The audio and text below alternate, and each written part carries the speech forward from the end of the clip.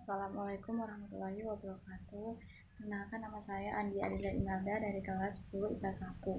Kali ini saya akan melakukan presentasi mengenai materi agama bab 3, yaitu mempertahankan kejujuran sebagai cermin kepribadian. Yang poin A yaitu memahami makna kejujuran. Nah, dalam bahasa Arab, jujur itu semakna dengan asidik atau sidik, yang berarti jujur, nyata, atau berkata benar.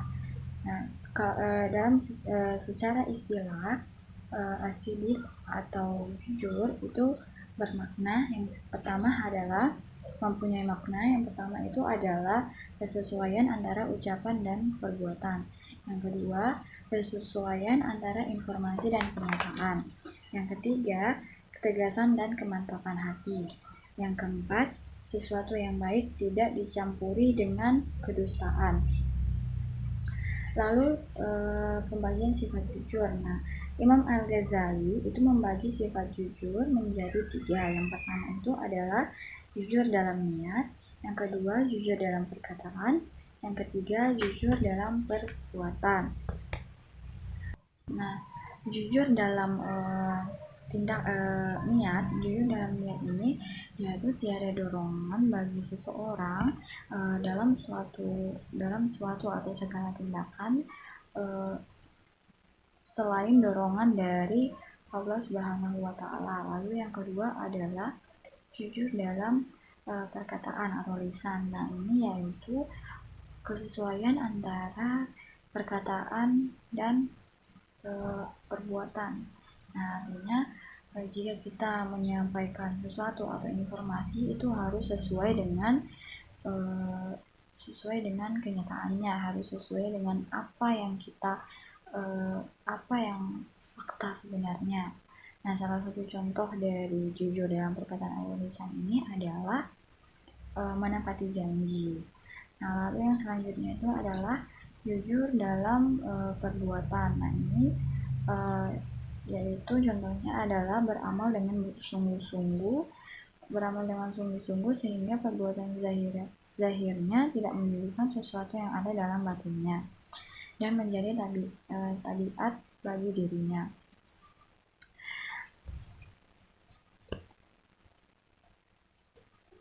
Nah, di sini Allah Subhanahu wa Ta'ala berfirman dalam surah Al-Ahzab ayat 70 yang artinya, wahai orang-orang yang beriman, bertakwalah kamu kepada Allah Subhanahu wa Ta'ala dan ucapkanlah perkataan yang benar.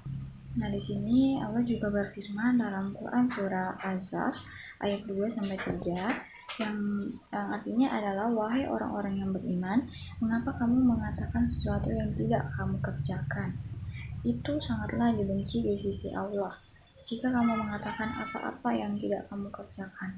Nah, pesan moral dari ayat ini itu adalah perilaku jujur dapat menghantarkan pelakunya menuju kesuksesan dunia akhirat.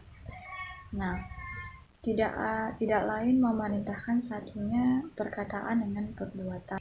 Bahkan sifat jujur ini itu adalah sifat yang wajib dimiliki oleh Rasul dan Nabi. Lalu yang selanjutnya itu adalah kebohongan. Nah, kebohongan itu adalah sumber atau muara dari suatu salah yang dapat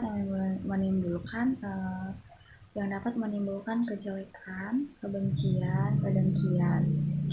Nah, akibat dari kebohongan ini yaitu aminah, yaitu mengadu domba, dan pada akhirnya aminah ini akan melahirkan yang namanya kebencian. Jadi kebohongan itu merupakan sumber dari segala masalah yang pada akhirnya akan menimbulkan yang namanya kebencian.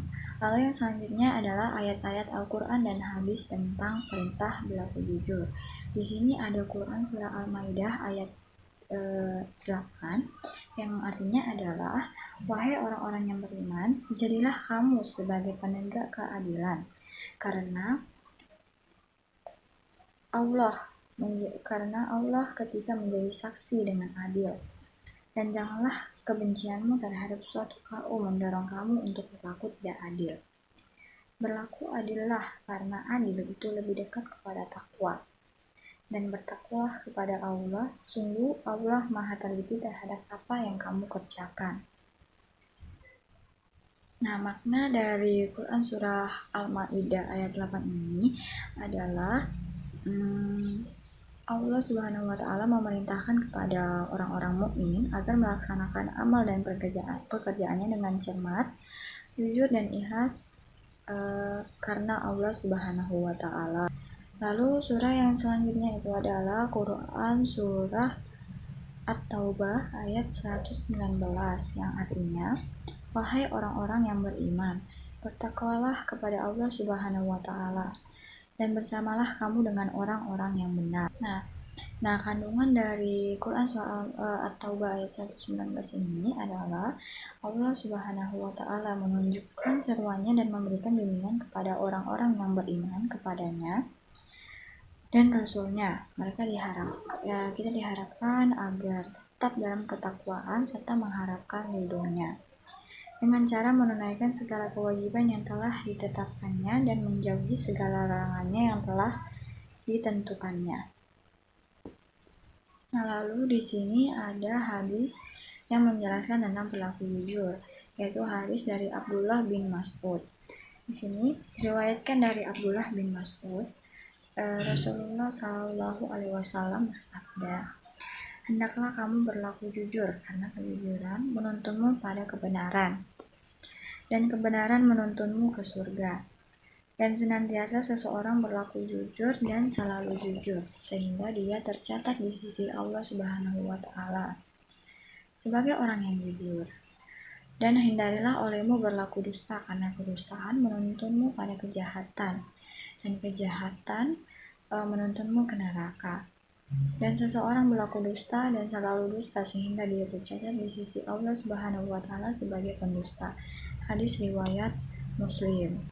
Nah, lalu yang selanjutnya adalah penerapan perilaku jujur dalam kehidupan sehari-hari. Nah, di dalam kehidupan sehari-hari ada banyak sekali contoh-contoh penerapan perilaku jujur. Contohnya itu adalah jika kita ingin berpergian kemana-mana, kita harus meminta izin dulu kepada orang tua. Kita harus memberitahukan kepada beliau dengan jelas kemana, dengan tujuan apa kita berpergian. Lalu melaporkan hasil, contohnya pada saat kita selesai ulangan, bagaimanapun hasilnya kita harus tetap memberitahukan informasi yang sesuai dengan kenyataannya kepada orang tua kita walaupun nilainya kurang memuaskan. Lalu sekian dari pesan saya mengenai perilaku jujur. Kurang dan lebihnya mohon dimaafkan. Wassalamualaikum warahmatullahi wabarakatuh.